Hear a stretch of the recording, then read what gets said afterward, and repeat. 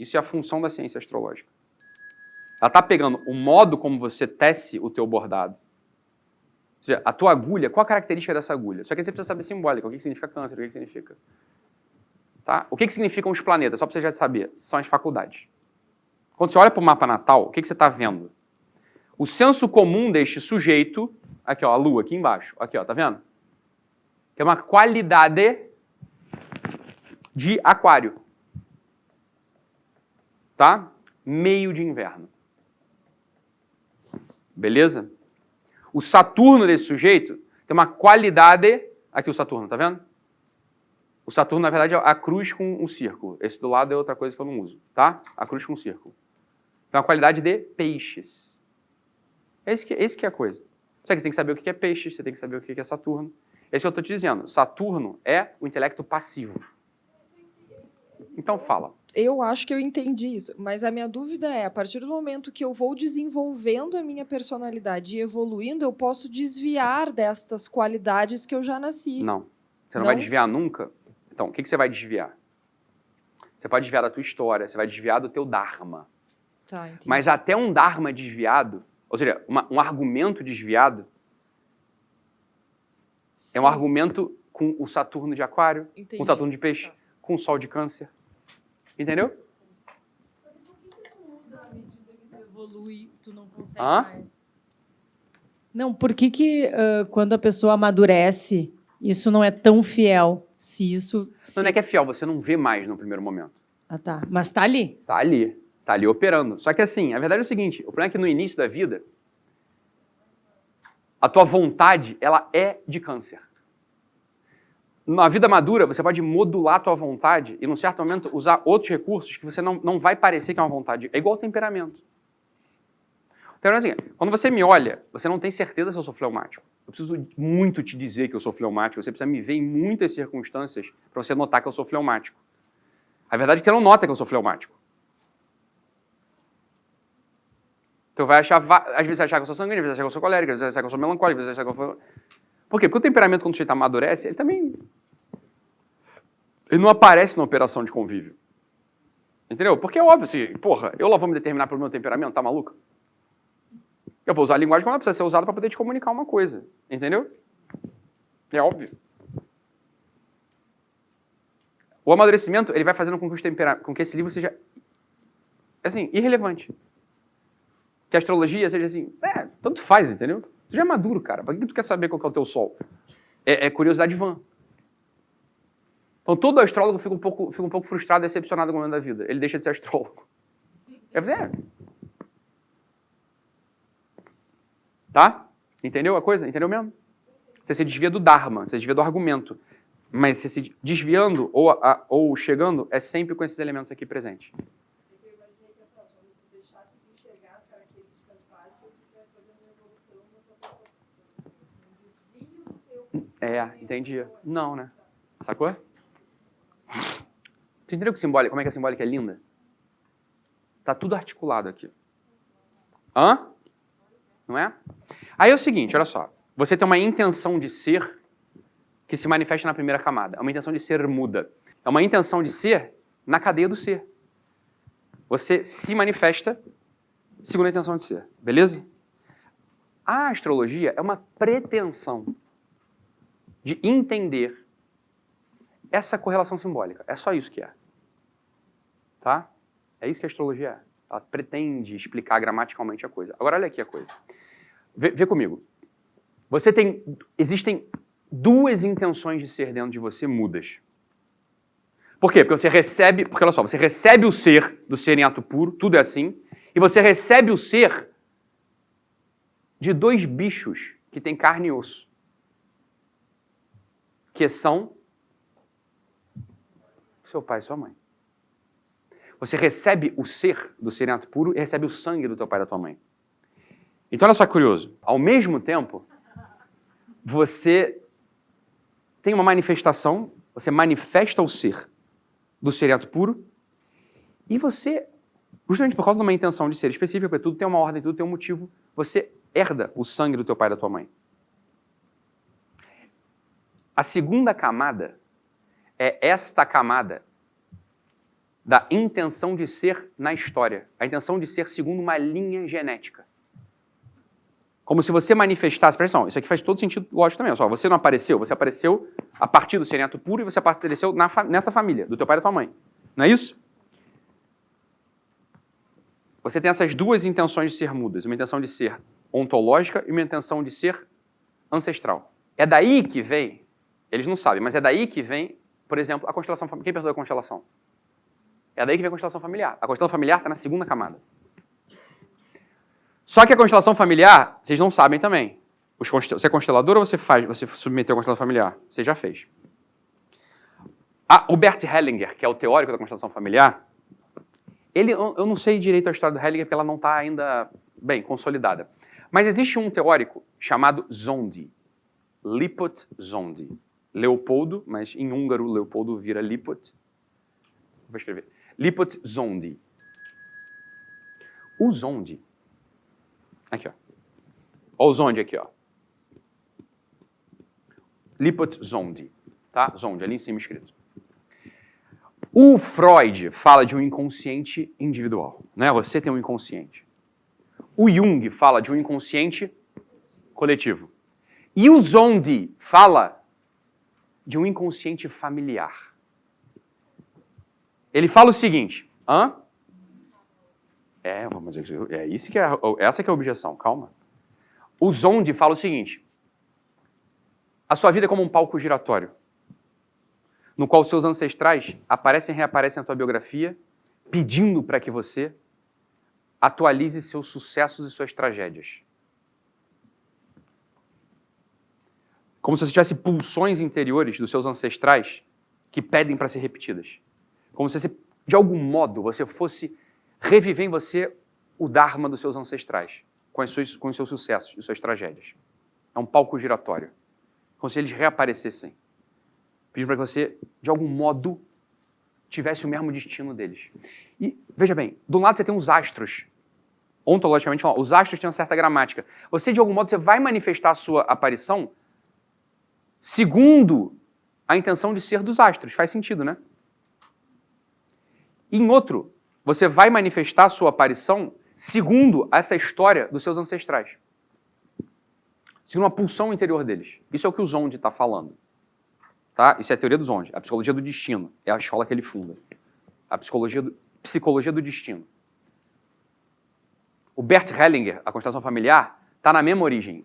A terapia da constelação familiar, ela pretende o quê? Investigar, dar uma intelecção e limpar essa ancestralidade. De tal modo que você não repita inconscientemente a vida dos seus antepassados. Só que a gente tem um problema aí. Presta atenção, olha só. A minha personalidade, o meu temperamento é do seguinte modo. Uma eu aceito, duas não. Como quem diz o seguinte, presta atenção. Isso intelectualmente falando. Na vida eu aceito tudo, mas assim, intelectualmente, não. Olha só, na primeira camada, eu já olhei e já fiquei puto. Intelectualmente falando. Eu não tenho essa personalidade. Assim, ó, primeira camada. Eu não tenho uma ferramenta terapêutica, cara. Eu sou um médico. Não sei se você lembra disso. Eu sei que às vezes não parece, mas eu sou médico. Eu não sou um neurologista. Neurologista é esse cara que é assim, ó, ele dá todos os diagnósticos, mas não cura nada, sacou? É tudo degenerativo, crônico e vai acontecer. Mas ele não cura, ele só dá o diagnóstico. Né? Eu não sou um neurologista. Eu preciso intervir, de algum modo. Assim, eu quero intervir, eu preciso de uma ferramenta terapêutica. A primeira camada já me deixa puto, porque assim, cara, eu não consigo mudar os astros. Tu nasceu, tu vai ser assim. Entendeu? Não tem nada que eu possa fazer por você, nesse sentido. Eu só posso dizer. A segunda estava indo pela mesma linha. Porque o problema da constelação familiar, ela tem um problema, ela é muito fantástica, ela é muito fantasiosa. Você vê um elemento muito ficcional na constelação, não é? Ela funciona, muita gente sai dali bem. Quem já participou da constelação familiar, nota, se for um pouco sincero, que tem um elemento criativo, fantástico, fantasioso, mentiroso. Mentiroso não é mentira, mas assim, você precisa botar um aporte de imaginação, de fantasia para aquilo funcionar. Não é? Não estou dizendo que não funciona. Eu estou dizendo que, para o meu jeito, para o meu espírito, não tá bom. Não tá bom, porque me deixa dúvida. Não é que não serve para todo mundo. Eu acho perigoso.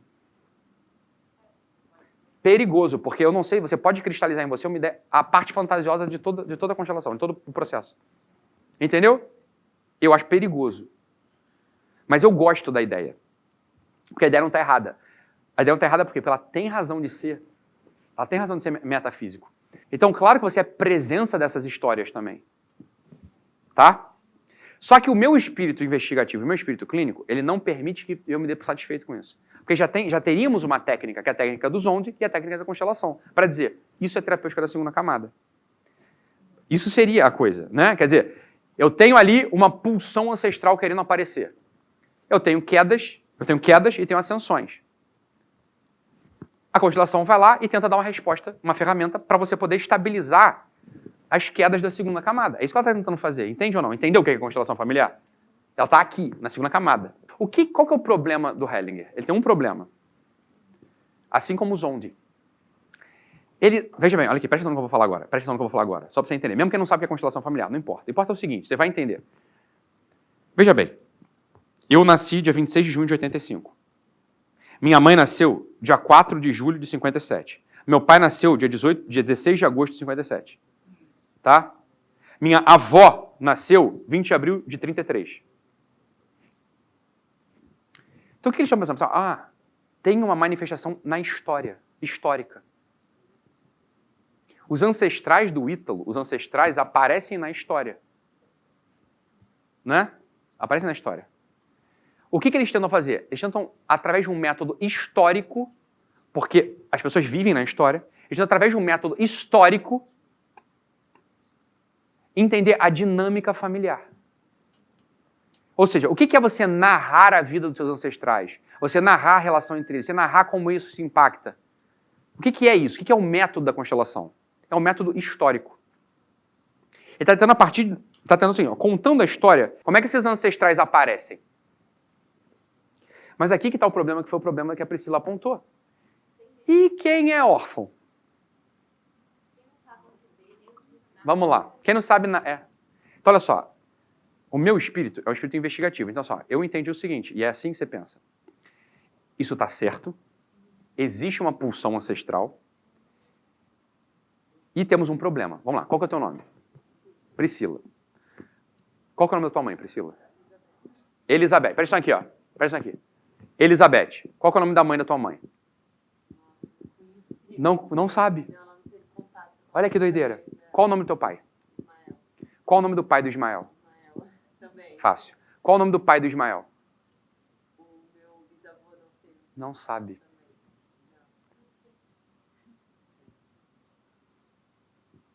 Não tem problema nenhum. Quem se aventura ir mais longe do que a Priscila? Vai lá, qual que é o teu nome? Olga? Bonito. Qual que é o nome da tua mãe, Olga? Não. Tá vendo? Não. Qual é o nome da tua mãe, Olga? Qual o nome da Zilma? Mãe da Zilma? Qual o nome da mãe da Maria do Carmo? Ela tinha um apelido. Pode falar o apelido, não tem problema nenhum. Quindinha, alguma coisa Qual o assim. nome da mãe da Quindinha? Não faço ideia. Qual o nome do teu pai, Olga? Antônio. Qual o nome do pai do Antônio? Aníbal. Qual o nome do pai do Aníbal? Francesco. Qual o nome do pai do Francisco? Calma que eu sei. Tá? Mas olha só, tamo lá, tamo indo. É Guidi. Guidi. É isso. Qual o nome do pai do Italiano. Guidi? Não sei.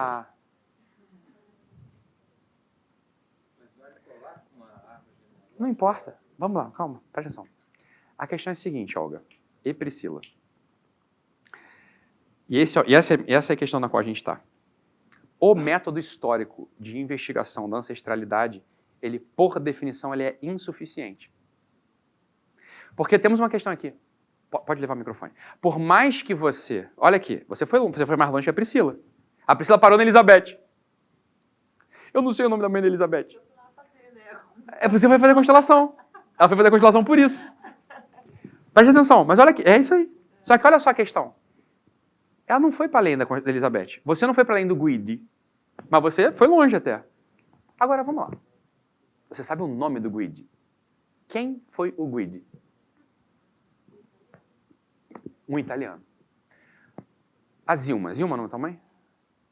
Você sabe o nome da Zilma? Você sabe o cheiro da Zilma? Você sabe o rostinho da Zilma? Mas posso te falar uma coisa, Olga, que vai doer em você? Você não tem ideia da história da Zilma. Não sabe qual é a história dela. Você não sabe, assim, o sofrimento que ela teve. Você não sabe, assim, as noites que ela acordou para te amar e para te dar de mamar. o quanto doeu o peito dela quando ela teve uma machite, as questões que ela teve com o teu pai, mas ela não podia mostrar para você porque ela estava preocupada com a tua vida. Você não sabe. Os dramas de fé, as dificuldades, as alegrias, você não sabe. Quando a gente sabe o nome de alguém, não significa que a gente saiba o que aconteceu com aquela pessoa. Tá? Então, qual é o meu ponto aqui? E qual que é o ponto no qual falha a constelação e falha a técnica do Zondi? Eles estão procurando uma ancestralidade histórica. Eles estão procurando a ascensão e a queda. Eles estão procurando o sucesso e a tragédia na narrativa histórica dos personagens que te antecederam. Veja, olha o que um simbolista faz. Sim. A raiz histórica não dá conta de responder isso. O que eu vou ter que fazer? Eu vou ter que fazer um recuo para a simbólica. Eu vou ter que procurar os princípios patriarcais e não os pais físicos. O que a simbólica faz? O que um simbolista faz? Diante desse cenário que existe e que é real, eu vou buscar o seguinte, o princípio patriarcal de todo mundo.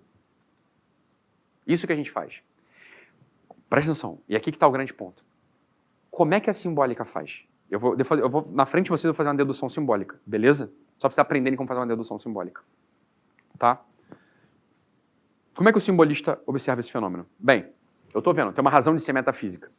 Realmente você tem em você uma raiz de ascensão e queda. Você tem uma raiz de repetição de ancestralidade. Só que o método histórico ele é ineficaz. Porque por mais que eu saiba o Guidi e Elizabeth, eu só sei o nome. Mas eu não sei os sucessos e as tragédias. Eu não sei a ascensão e a queda. Tem. Você tem uma memória que não pode dizer, você não pode chamar genética. Isso é uma memória biográfica. Isso que habita em você. Isso é o princípio patriarcal. Tá? O que acontece? Como é que o simbolista faz? Ele vai lá e recua. E vai, na tradição simbólica, procurar princípios patriarcais. E existem lugares excelentes de tradição simbólica. Por exemplo, os textos que são... Vamos lá, lembra? Estamos aonde? No Ocidente ou no Oriente? No Ocidente.